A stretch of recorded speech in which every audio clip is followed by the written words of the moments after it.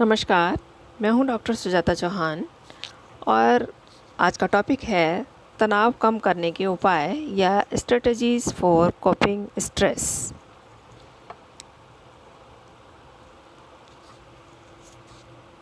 सबसे पहले हम ये देखें कि तनाव का कारण चाहे जो भी रहा हो, लेकिन ये देखने में आता है कि व्यक्ति इमोशनली एवं फिजियोलॉजिकली दोनों ही प्रकार से उसके ऊपर उसका नकारात्मक प्रभाव देखने में आता है और ये दोनों ही चीज़ें उसके हेल्थ पर इफ़ेक्ट डालती हैं, उसके स्वास्थ्य को प्रभावित करती हैं। इसकी गंभीरता को देखते हुए मनोवैज्ञानिकों ने तनाव को कम करने से संबद्ध व्यवहार को बहुत ही गंभीरता से सोचा है और तनाव को कम करने के उपायों पर विशेष रूप से बल दिया है और उन्होंने कहा है कि तनाव से उत्पन्न जो परिस्थितियां हैं उनको कम किस प्रकार से किया जा सकता है, इन पर विचार करने की आवश्यकता है। तनाव को कम करने के उपायों पर मनोवैज्ञानिकों ने अपने अपने तरीके से बहुत सारी परिभाषाएं दी हैं। यहाँ हम केवल 2 परिभाषाओं की बात करेंगे। पहली परिभाषा है गुडस्टीन एवं लेनियोन की। ये कहते हैं कि समायोजी व्यवहार से तात्पर्य उस सीमा से होता है जहाँ तक व्यक्ति कम से कम 3 तरह की चुनौतियों से निपटने में सक्षम होता है। कौन कौन सी 3 तरह की चुनौतियाँ हैं? पहली है भौतिक वातावरण से मिलने वाली प्रत्यक्ष चुनौतियाँ, दूसरी अपनी दैहिक सीमाओं से मिलने वाली चुनौतियाँ और तीसरी अंतर्वैयक्तिक चुनौतियाँ। इन तीनों प्रकार की चुनौतियों से जो व्यक्ति इन तीनों प्रकार के चैलेंजेस से जो व्यक्ति अपने आप को निपटने में सक्षम होता है या इन सभी को कम कर सकता है, उसी व्यक्ति के व्यवहार को हम समायोजी व्यवहार कह सकते हैं। ये कह सकते हैं कि उसने समायोजी उपायों के माध्यम से अपने तनाव को कम किया है। दूसरी परिभाषा यहाँ लजारस तथा लाउनियर की है। ये कहते हैं कि पर्यावरणीय एवं आंतरिक मांगों तथा उनके बीच के संघर्षों को नियंत्रण करने के क्रिया उन्मुखी एवं अंतः मानसिक दोनों तरह के प्रयासों को समायोजी व्यवहार कहा जाता है। इसको हम इंग्लिश में भी एक बार देख लेते हैं कि coping consists of efforts both action oriented and intrapsychic to manage environmental and internal demands and conflicts among them। तो पर्यावरण एवं आंतरिक मांगों और उनके बीच का जो संघर्ष है उसको कम करने के लिए, चाहे हम कोई किसी प्रकार का एक्शन कर रहे हैं या हम कोई मानसिक रूप से अपने मेंटल स्ट्रेस को कम करने के लिए किसी तरह का प्रयास कर रहे हैं, इन दोनों ही प्रकार के व्यवहारों को कोपिंग बिहेवियर कहा जाएगा। इन परिभाषाओं का विश्लेषण करने पर हमें कुछ इसकी विशेषताएं देखने में दिखाई देती हैं। वो कहते हैं कौन कौन सी विशेषता हैं। पहले नंबर पर हम देख सकते हैं कि समायोजी व्यवहार व्यक्ति तथा पर्यावरण के बीच जो मांगे हैं उनके बीच किया गया कोई एक समय की क्रिया या व्यवहार नहीं होता, बल्कि ये लगातार प्रोसेस है तब तक के लिए जब तक के लिए कि तनाव कम या समाप्त नहीं हो जाता। दूसरा, समायोजी व्यवहार में जो भी तनाव युक्त उद्दीपक या परिस्थिति के प्रति कई तरह की क्रियाएं एवं प्रतिक्रियाएं की जाती हैं। किसी एक प्रकार की क्रिया के माध्यम से इसे समाप्त किया जाना मुश्किल है। समायोजी व्यवहार प्रयास युक्त होता है, एफर्टफुल होता है। ये अपने आप नहीं होता, इसके लिए व्यक्ति को प्रयास करना पड़ता है और तब वो अपनी परिस्थिति, तनावपूर्ण परिस्थिति के साथ अपना समायोजन बिठा पाता है। साथ ही समायोजी व्यवहार एक सीखा गया व्यवहार होता है।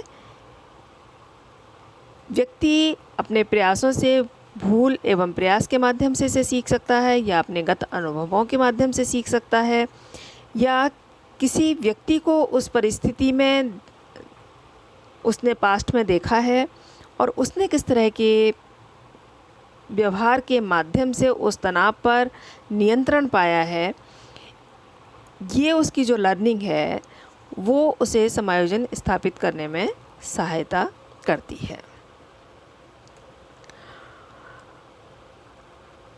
उन्होंने कहा कि जितने भी समायोजी व्यवहार हैं, इन सभी समायोजी व्यवहारों को मुख्य रूप से 2 भागों में बांटा जा सकता है। वे 2 भाग कौन कौन से हैं?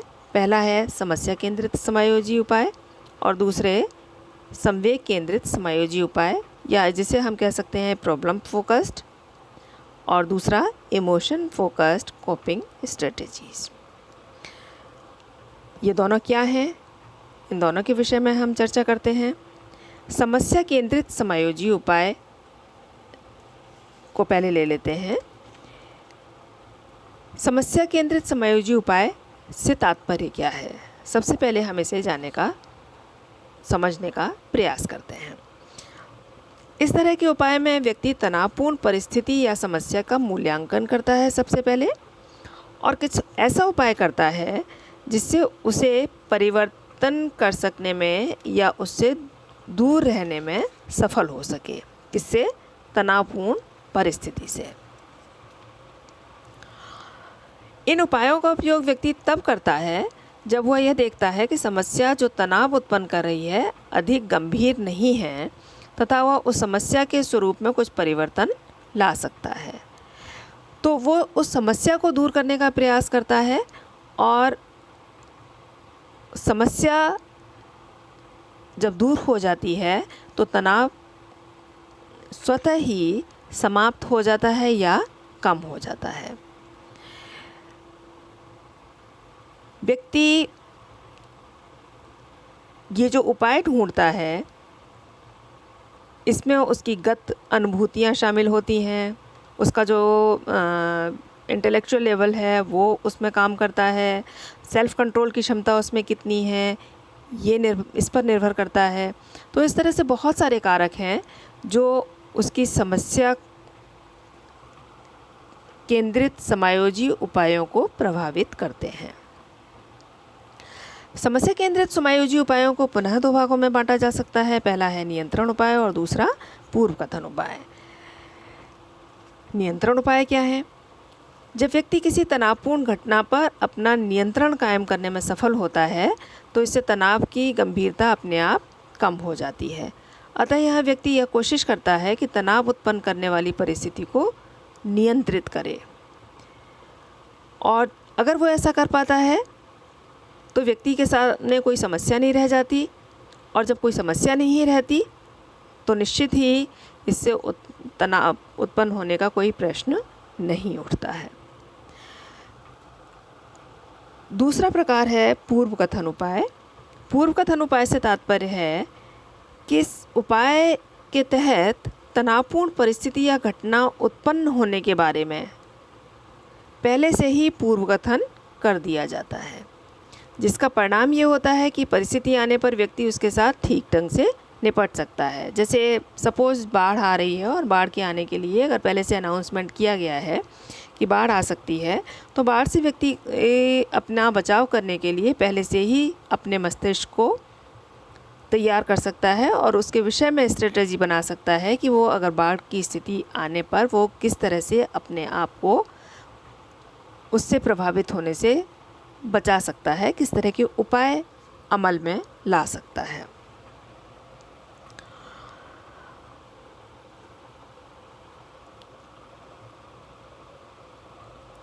दूसरा है संवेग केंद्रित समायोजी उपाय या इमोशन फोकस्ड स्ट्रेटजीज।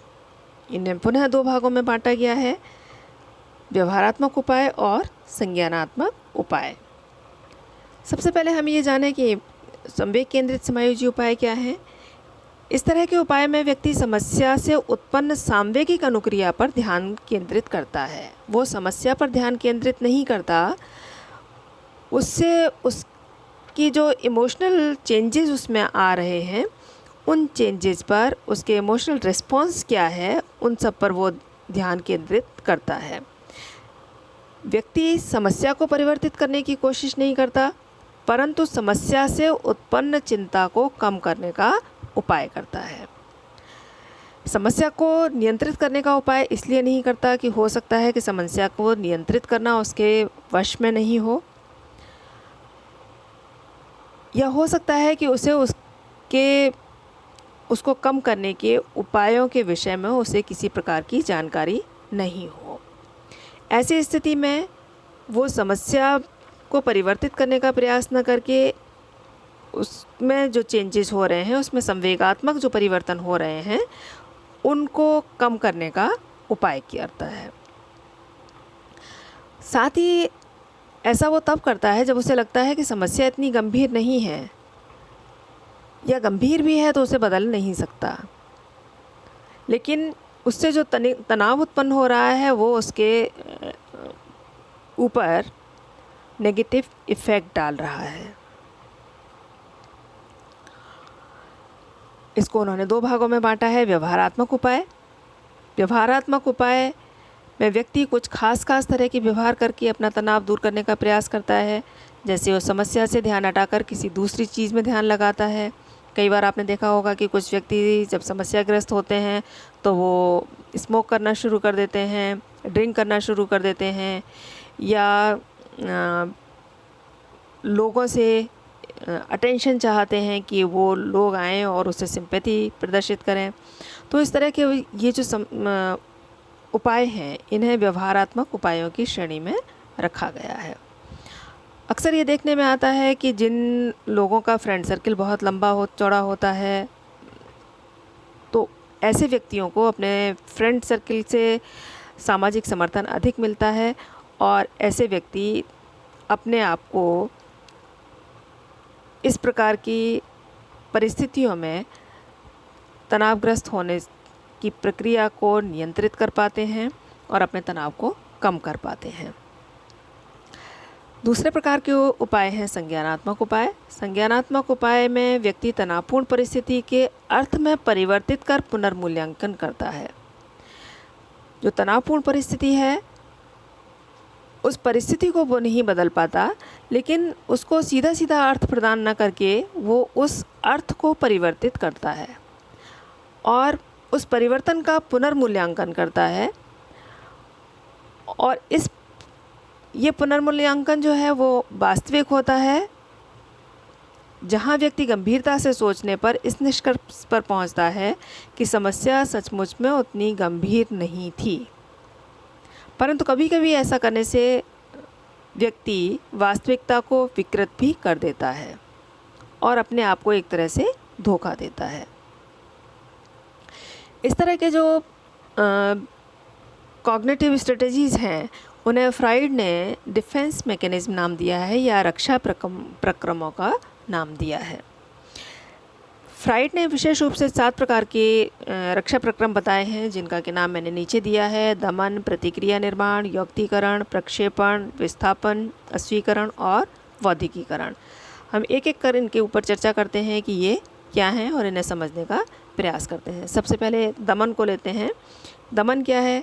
इसमें तनावपूर्ण समस्या से उत्पन्न चिंताओं, यादों आदि को व्यक्ति के चेतन से निकालकर अचेतन में भेज दिया जाता है। इस तरह की आपने देखा होगा कि जब भी हमारे साथ में कोई दुखद घटना होती है तो हम उस दुखद घटना को भूलना चाहते हैं और सुखद घटना को याद रखना चाहते हैं। तो जो दुखद घटना को भूलने की स्थिति है, इसको जब हम लगातार प्रयास करते हैं तो हम ये स्थिति चेतन से अचेतन में ट्रांसफ़र हो जाती है, और जब वो अचेतन में ट्रांसफ़र हो जाती है तो वो व्यक्ति को मानसिक रूप से कष्ट नहीं पहुंचाती। इसी को दमन की प्रक्रिया या रिप्रेशन कहा गया है। तो पहला है दमन, दूसरा प्रतिक्रिया निर्माण, प्रतिक्रिया निर्माण क्या है? इसमें व्यक्ति तनाव उत्पन्न करने वाली इच्छा या विचार के ठीक विपरीत इच्छा या विचार विकसित करके तनाव को कम करता है। जैसे एक व्यक्ति जिसमें पैसा कमाने की बहुत अधिक लालसा है, वो ये कह सकता है कि नहीं, पैसे से मेरे को कोई फ़र्क नहीं पड़ता, मेरे लिए पैसा इम्पॉर्टेंट है ही नहीं, मेरे लिए नैतिक मूल्य बहुत ज़्यादा इम्पॉर्टेंट हैं। तो ये जो वो चाहता है उससे विपरीत विचार को अपने मस्तिष्क में ला करके अपने तनाव को कम करने का प्रयास करता है। नेक्स्ट है यौक्तिकीकरण या रैशनलाइजेशन। आप लोगों ने एक वो स्टोरी सुनी होगी कि अंगूर खट्टे हैं। एक लोमड़ी थी, अंगूर की बेल के पास खड़ी हुई थी। उसने मीठे मीठे अंगूर लगे हुए थे। उसने अंगूर को खाने के लिए काफ़ी उछल कूद की, लेकिन वो अंगूरों तक नहीं पहुंच पाई। तो किसी ने उससे पूछा कि क्या हुआ, अंगूर मिले? उसने कहा नहीं, खट्टे हैं इसलिए मैंने खाए नहीं। उसने अपने विषय में ये नहीं बताया कि मैंने बहुत उछल कूद की और उछल कूद करने के बाद भी मैं अंगूर तक नहीं पहुंच पाई, इसलिए मैं अंगूर नहीं खा पाई। तो ये क्या है? इस तरह के जो विचार हैं उनको हम कह सकते हैं यौक्तिकरण की स्थिति। नेक्स्ट, प्रक्षेपण। इस तरह के रक्षा प्रक्रम में व्यक्ति अपना तनाव दूर करने के लिए अपनी गलतियों, असफलताओं आदि का आरोपण दूसरों पर करता है और इस तरह से अपने आप को दोषमुक्त समझता है और इससे उसमें शांति एवं आत्मसंतोष उत्पन्न होता है। इसको बहुत सिंपल से एग्जाम्पल से समझ सकते हैं कि पढ़ाई की परिस्थिति में, पढ़ाई न कर सकने की स्थिति में अंक जब अच्छे नहीं आ रहे हैं, नंबर अच्छे नहीं आ रहे हैं, तो वो परीक्षार्थी ये कहे, विद्यार्थी ये कहे कि इस बार बहुत टफ मार्किंग हुई थी या paper he out of syllabus आया था। तो इस तरह की जो बात है वो उसे कहा जा सकता है प्रक्षेपण या प्रोजेक्शन, जिसमें कि अपनी गलती को किसी दूसरे व्यक्ति के ऊपर प्रत्यारोपित किया जाता है और अपनी गलती को स्वयं के ऊपर प्रत्यारोपित नहीं किया जाता। नेक्स्ट, डिस्प्लेसमेंट या विस्थापन। विस्थापन भी एक महत्वपूर्ण संज्ञानात्मक रक्षा प्रक्रम है। इसके माध्यम से व्यक्ति अपना तनाव कम करता है। इसमें कष्टकर अभिप्रेरकों एवं संघर्षों से उत्पन्न तनाव को मौलिक वस्तु जो ऐसे कष्टकर अभिप्रेरकों एवं संघर्षों की उत्पत्ति करता है से असंबद्ध वस्तुओं या परिस्थितियों के प्रति स्थानांतरण करके कम करता है। जैसे इसका एक सिंपल सा एग्जांपल लिया जा सकता है कि ऑफिस की किसी समस्या के कारण पिता तनावग्रस्त हैं और तनावग्रस्त होने के कारण घर पर आकर के वो परिवार के सदस्यों पर क्रोधित हो रहे हैं। समस्या ऑफिस की है, उसका निराकरण नहीं हो पा रहा है, लेकिन उसका विस्थापन किस में हो रहा है? दूसरे परिवार के सदस्यों को डांटकर, उनके प्रति क्रोध व्यक्त करके। नेक्स्ट, अस्वीकरण। जब बाहरी वास्तविकता इतनी अधिक कष्टकर या दुखदायी हो जाती है कि व्यक्ति उसे सहन नहीं कर सकता, तो ऐसी परिस्थिति में उस वास्तविकता के अस्तित्व को मानने से इनकार करके वह अपना तनाव दूर करता है। जैसे किसी व्यक्ति के बच्चे को कोई घातक बीमारी है, लेकिन वो ये कहे कि नहीं, ऐसा हो ही नहीं सकता, ये रिपोर्ट गलत हो सकती है और या डॉक्टर से कोई गलती हुई होगी, उसे ये बीमारी तो हो ही नहीं सकती। नेक्स्ट, बौद्धिकीकरण या इंटेलेक्चुअलाइजेशन। बौद्धिकीकरण या इंटेलेक्चुअलाइजेशन एक ऐसा रक्षा प्रक्रम है जिसमें व्यक्ति तनावपूर्ण परिस्थिति से उसके बारे में अमूर्त ढंग से सोच करके, एब्स्ट्रैक्ट थिंकिंग करके एक तरह का निर्लिप्तता या अलगाव विकसित कर लेता है।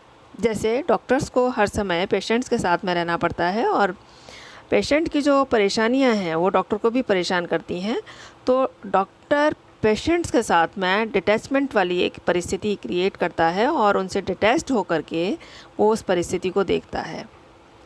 वो उसे अपने ऊपर हावी नहीं होने देता, तो इसे हम कहेंगे इंटेलेक्चुअलाइजेशन। तो इन सभी से स्पष्ट होता है कि तनाव की गंभीरता को कम करने के लिए कई प्रकार के उपायों का वर्णन मनोवैज्ञानिकों द्वारा किया गया है। इनमें से 2 प्रकार के जो उपाय हैं उन्हें विशेष रूप से मान्यता दी गई है। एक तो प्रॉब्लम फोकस्ड और दूसरा इमोशन फोकस्ड कोपिंग स्ट्रेटजीज़। पहली वो जिसमें कि समस्या को सुलझाने का प्रयास किया जाता है और समस्या को सुलझा करके तनाव को दूर करने का प्रयास किया जाता है। और दूसरे प्रकार के समायोजी उपाय वे हैं जिनमें कि समस्या पर ध्यान न दे करके कि व्यक्ति की संवेगात्मक स्थिति को किस प्रकार से सुदृढ़ बनाया जाए, तो व्यक्ति के इमोशंस को ध्यान में रखते हुए कोई तनाव को दूर करने के उपाय सोचे जाते हैं, सुझाए जाते हैं। तो इस प्रकार से इन 2 परिस्थितियों के आधार पर हम तनाव को कम करने का प्रयास कर सकते हैं। धन्यवाद।